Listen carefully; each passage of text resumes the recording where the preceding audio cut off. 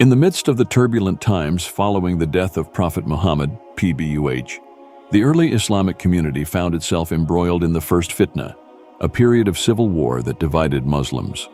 At the heart of this conflict were two major groups: Ali ibn Abi Talib, the fourth caliph and cousin of the Prophet, and those who sought to challenge his rule.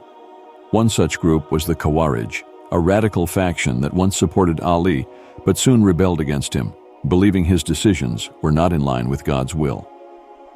The story of the Battle of Nahrawan begins after the Battle of Siffin, a drawn-out and bloody conflict between Ali's forces and those of Muawiyah ibn Abi Sufyan, the governor of Syria. The battle had ended in a ceasefire, with an agreement to settle the dispute through arbitration. To some, it seemed like a path to peace, but to others, it appeared as though Ali had compromised his leadership. Among those who felt betrayed were the Khawarij, a group of zealots who believed that leadership should be determined solely by God's will, not by human negotiation.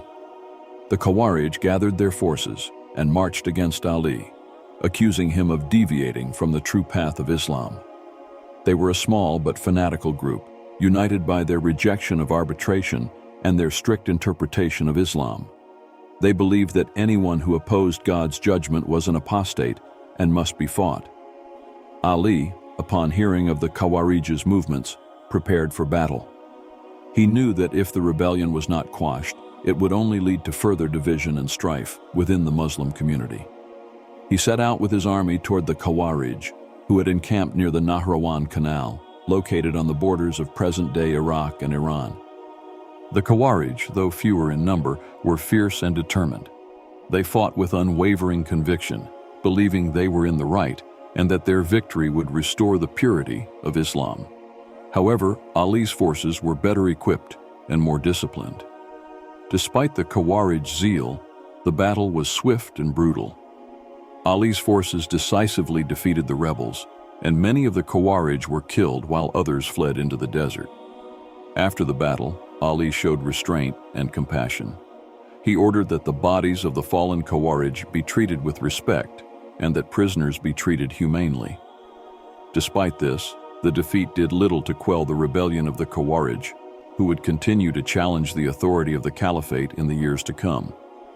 The Battle of Nahrawan was a significant moment in the early history of Islam. It marked the culmination of the Khawarij revolt against Ali and highlighted the ideological divide within the Muslim community. It was also a symbol of the broader struggle between those who sought a more moderate approach to leadership and those who believed in uncompromising purity and rigid adherence to their interpretation of Islam. Though Ali's victory at Nahrawan temporarily silenced the Khawarij, it was a reminder of the ongoing tensions that would continue to plague the Muslim world. The battle reinforced the complex nature of leadership and the challenges of maintaining unity in the face of ideological differences. If you enjoyed the video and learned something new, make sure to like, subscribe, share, turn on post notifications, and comment down below your thoughts. Until next time, peace and blessings.